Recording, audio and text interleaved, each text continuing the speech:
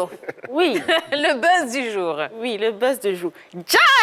Rastafari. Hey, une Thank you, bro. Rastafari. Ah ouais. Ah, Rastafari. Bah, au quartier là-bas, qui sait? On n'a jamais. Thank you, bro. Thank you, bro. Rastafari, ça c'est la même chose. Alors, on parle de Bob Marley. Évidemment. Aujourd'hui, le buzz se met aux couleurs de la Jamaïque et vous fait découvrir une autre facette de Bob Marley que vous ne connaissez certainement pas. Voilà. C'est l'histoire d'un homme qui avait deux passions, le football et le reggae. Si la seconde lui a permis de devenir une icône à travers les hommes et les âges, la première restera selon lui un art à part entière qu'il a partagé avec ses amis tout au long de sa vie. Bob Marley est l'un des plus grands passionnés de ballon rond que la Jamaïque ait connu. Cette passion qui, disait-il, lui a été transmise par son père, l'a conduit à former des équipes pour défier tout le monde. Des anciennes gloires, des journalistes et même des équipes professionnelles. En 1981, lors d'une tournée en France, le chanteur et ses 4 acolytes ont disputé un match amical à 5 contre 5 contre des sociétaires du FC Nantes, champions de France à l'époque. Il a également réuni dans la même période plus de 100 000 personnes au Stadio San Siro du Milan AC le temps d'un concert. La légende veut même que c'est une partie de football qui a entraîné la mort du pape du reggae. Jouer sans basket lui aurait en effet causé une terrible infection du pied, entraînant une ablation de l'orteil, ce qui lui aurait causé une tumeur au cerveau. Un mal qui a finalement eu raison de lui le 11 mai 1981. 39 ans, jour pour jour, après sa mort, le roi du reggae et sa passion pour le ballon rond font le buzz sur la Grande Tini. There's a natural mystic flowing through the air. If you listen carefully now, Et oui, Bob Marley, un vrai fan de foot. Oui, un vrai fan de foot qu'on passe sous silence, on le reconnaît plus pour sa musique, pour le reggae, mais on cache un peu ses talents d'excellent ailier gauche qu'on ne voit pas très souvent à la télé et tout. Les historiens ont tendance à taire ça pour promouvoir le reggae et tout, mais Bob Marley était un excellent joueur et c'est malheureusement qu'il nous a quittés. On n'a pas pu le connaître, nous la jeune génération, on n'a pas pu le connaître, mais bon, merci à la grande team et merci au Buzz pour cette petite lucane à Bob Marley. Mamadou Dia, vous savez qu'il était grand footballeur? Oui, évidemment, parce que nous, je dis, c'est le musicien de notre génération. Nous, Oui. on n'écoutait que du Bob Marley. Lorsqu'on était les classes de seconde, première et terminale, on n'écoutait que Bob Marley. Et sa passion de foot, c'est une passion qu'on partageait avec lui, c'est notoirement connu. Je veux dire, les bonnes personnes aiment toujours les mêmes choses, c'est-à-dire le football, la musique. Vous voyez. Contrairement à Yellow, Bob Marley a bercé nous notre enfance. C'est le pape du reggae, comme on dit, avec des titres mythiques, hein? One Love, No Woman No Cry, Oui, ça, Zimbabwe, on a chanté. Stand Up, Get Up, des titres mais extraordinaires, ce garçon. Il y a deux artistes qui Redemption Song. Bon, d'accord. Bon, Oui, ça aussi, on a Alors, vraiment chanté il y a ça. deux artistes qui font l'unanimité dans l'histoire. Michael Jackson et Bob Marley. Les deux là, toutes générations confondues, ils sont écoutés. Vous allez dans un groupe, dès qu'on mettait Bob Marley, il y a l'unanimité. Magnifique. Et quel passionné de football. C'était un très bon joueur de football, bon technicien, vraiment. D'ailleurs, c'est un match de football qu'il a perdu. Hein. Il a joué sans chaussures, il s'est blessé à l'orteil, et puis les diagnostics qui ont suivi ont démontré qu'il avait une tumeur, et puis il est parti. Mais Bob Marley, c'était un vrai phénomène. Quand nous, on était un peu plus petits, c'était vraiment l'artiste du moment, vraiment. Exactement. C'est tout pour le buzz? C'est tout pour le Buzz, on est retourné dans l'histoire à notre plaisir et puis voilà. Donc c'est tout. Eh bien, merci beaucoup, Yellow. Tellement il aimait le football, Oui. sport qui se joue à 11, il est parti en 11 mai. Ah. 1981. Oui, j'avais fait cette approche-là, mais seulement que voilà, j'ai laissé M. Dia. C'est notre invité. Ça, c'est bien vu, Ouais. M. Dia. Oui, mais c'est bien vu. Hein. Bien joué, président. À D'accord. 11, avec un ballon. Bon, 1 plus 1, ça fait 11. 1 plus Et- 1 fait 11. Bon, 1 suivi de 1, ça fait combien? Ça fait 11. Ça fait 11. On est d'accord. Ah On ne va bah, pas bah. vous contrarier, hein, ni vous contredire. Voilà. Allez, Mamadou Dia, on va revenir à nos moutons. Hein. D'accord. Alors, vous disiez tout à l'heure que lorsque vous avez fait un petit passage en Ligue 1, vous avez combattu. Ce sont vos propres termes. Hein. Oui. Qu'est-ce que vous voulez dire par là et qui Non, vous ce a que- combattu? Ce que je voudrais dire, vous savez que moi je suis, tout le monde me connaît, moi je suis un Sidi boy, Sidi Diallo, Ok. un ardent supporter des Sidi. Et ça, Je veux dire, pour moi, tout est symbole. Hein. Moi, je suis Sidi, c'est mon grand frère. Qu'est-ce qui vous lie à Sidi Diallo? Sidi, vous savez, Sidi, c'est le fils d'Abdoulaye Diallo. Et moi, je suis nostalgique de ces années Houphouët-Boigny. Abdoulaye Diallo, Houphouët-Boigny, notre patriarche Yacouba Silla, qui ont œuvré pour la paix et le bonheur de la Côte d'Ivoire. Et donc, moi, passionné de football, Sidi étant candidat, c'était un devoir pour moi de le soutenir. Je n'ai même pas regardé ses qualités. Hein. Je dis, je le soutiens. Il est bon, je le soutiens. Il est mauvais, j'essaie de corriger ce que je peux. Mais c'est une bonne personne. Je l'ai soutenu. Et Sidi a eu des opposants. Et j'ai été combattu pour ce soutien-là. Par qui? Par certains présidents des clubs. Et aujourd'hui, nous sommes dans une période de paix. Moi, j'ai tout pardonné. Et nous tous avons pardonné. Et ensemble, on a décidé de ne pas regarder ces aspects-là. Mais j'ai dit, Lys est descendu parce que Lys a été combattu.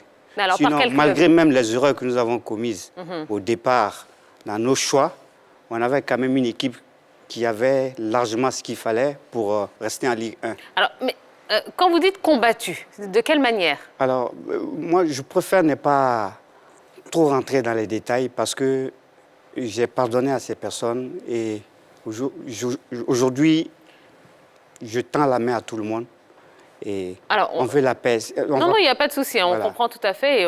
C'est honorable, il n'y a pas de problème, même si vous ne nous donnez pas de nom, ni de président, ni de club, mais juste, on veut comprendre de quelle manière, parce que vous allez ce sont quand même des mots forts. Alors, c'est des mots forts, parce que si vous prenez, on a des matchs qui ont été retransmis, vous allez regarder les matchs, il s'est passé des choses bizarres.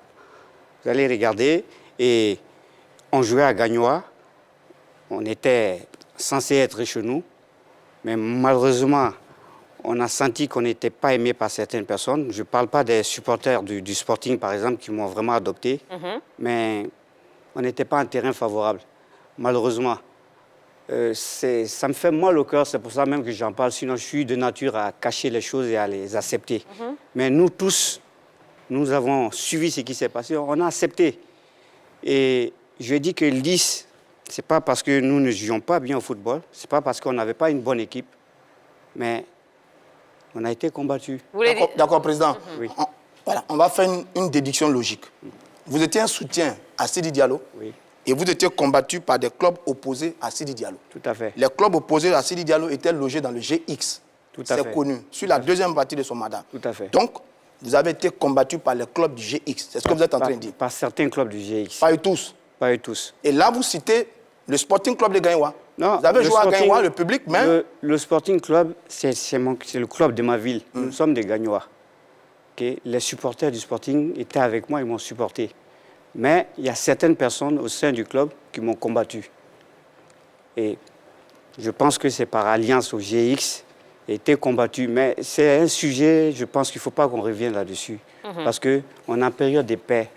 Et il vaut mieux laisser ça. Je pense que les choses sont en train de s'assainir.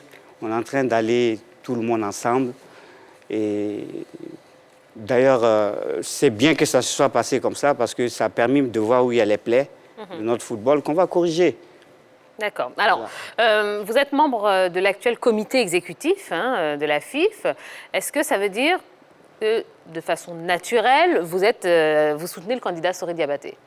Alors, là-dessus, moi, j'ai un problème. Quand je dis j'ai un problème, parce que j'ai été amené à faire un choix difficile. Je suis membre du comité exécutif et j'ai mes collaborateurs, des personnes avec qui je m'entends très bien, que j'aime beaucoup, je le dis. Je m'entends très bien avec un candidat comme Sori Diabaté, et je reconnais toutes les qualités. Mais en même temps, je suis issu d'une région qui est la région des Gagnois, et nous avons un fils illustre que notre région a donné à la Côte d'Ivoire et qui vient. Et je pense que au sein de ma région, ce ne serait pas très bien vu que je n'apporte pas ma petite contribution au soutien de ces fils-là, surtout que ces fils-là apportent quelque chose d'énorme pour notre football. Donc, il me fallait faire un choix. Alors, je vous assure que j'ai eu des nuits blanches. Et finalement, je vais vous dire ce qui m'a amené à choisir mon candidat. lorsque... Votre candidat qui est Qui est Didier Drogba. OK. Voilà. Lorsque un jeune homme qui est considéré comme mon neveu vient vers moi et qui me dit « Tonton, voilà, Dieu m'a permis d'obtenir telle chose. La notoriété, la fortune et le relationnel. Mais mon pays, c'est la Côte d'Ivoire. Demain, si je meurs, c'est en Côte d'Ivoire, on va m'enterrer. J'aime la Côte d'Ivoire d'une telle force, j'aime tellement mon pays. Et il y a tellement de choses qu'on peut faire pour le pays. Et le football, c'est mon métier. Je vois comment les footballeurs souffrent. Je vois comment vous, les présidents des clubs, vous souffrez. Parce que c'est un gros investissement. Je ne peux même pas vous révéler, moi, ce que j'ai mis dans mon club. C'est une entreprise. Et quelqu'un qui vient qui me dit, on est dans un pays où il y a une transition qui se passe. On est en train d'émerger, on rentre dans l'émergence. Il faut que nous apportions notre contribution. On ne va pas attendre que l'État de Côte d'Ivoire fasse tout. Déjà, l'État de Côte d'Ivoire, nos dirigeants sont occupés à construire des hôpitaux, à construire des routes. Oui, mais Mamadou Dia, oui. on se rappelle quand même que vous avez été l'un des premiers à applaudir la candidature de Sori Diabaté, donc on ne comprend pas trop ce revirement de situation. Oh, je ne crois pas. Moi, j'ai été silencieux là-dessus. Hein. Je n'ai pas trop parlé parce que j'étais dans une phase d'analyse et j'attendais le mot d'ordre de Sidi Diallo. Et il est évident que si Sidi était candidat, j'aurais convaincu Didier, et je pense qu'il ne serait pas candidat, à venir travailler avec Sidi. Mais dès l'instant aussi des partis, j'ai fait une analyse de la situation. Je dis, mais Didier, il peut être candidat. Et demain, même s'il ne gagne pas, je pense que si c'est mon frère Sori qui gagne, il aura besoin de Didier. Si c'est mon frère Idriss Diallo qui gagne, ils auront besoin de Didier et de Yaya Touré et des autres.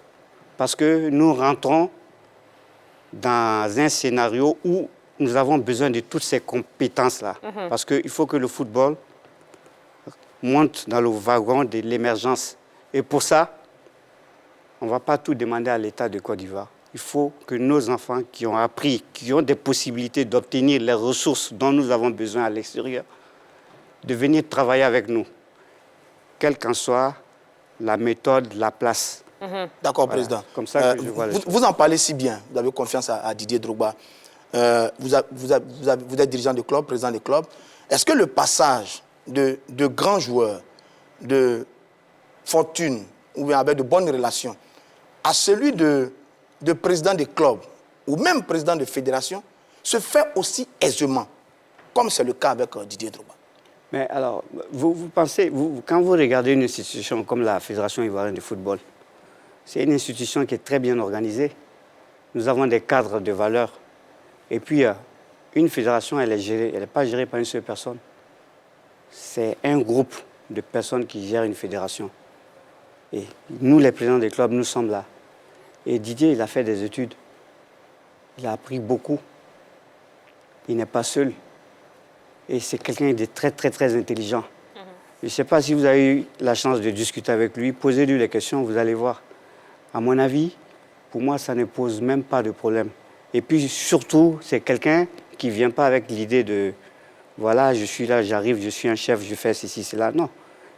Quelqu'un qui écoute, qui veut travailler avec tout le monde, qui pose les questions pour savoir ici, qu'est-ce qu'on fait? Là, je peux trouver telle solution. Qu'est-ce qu'on fait? Et toujours poser la question, prendre les décisions ensemble, tout en respectant le travail de ceux qui étaient là avant, qui ont fait un très bon travail, avec beaucoup d'humilité, beaucoup de modestie. Alors, ça, on va en parler dans la dernière période de la grande team, du candidat Didier Drogba, de l'homme, puisque vous le connaissez bien et personnellement. Vous allez nous expliquer un petit peu tout ça. On va marquer une petite pause. On va se retrouver dans quelques instants pour la dernière partie de l'émission. Profitez de la pub pour aller sur la page Facebook de la 3, poser un maximum de questions à notre invité, Mamadou Dia, donc le président de liste de Sassandra. Et puis on va se retrouver juste après pour le débat, un débat qui concerne la FIF. Et cette question importante, selon vous, les joueurs devraient-ils voter pour élire leur président? Et bien voilà. Donc vous allez sur la page Facebook de la 3 et puis on se retrouve juste après ça. À tout de suite.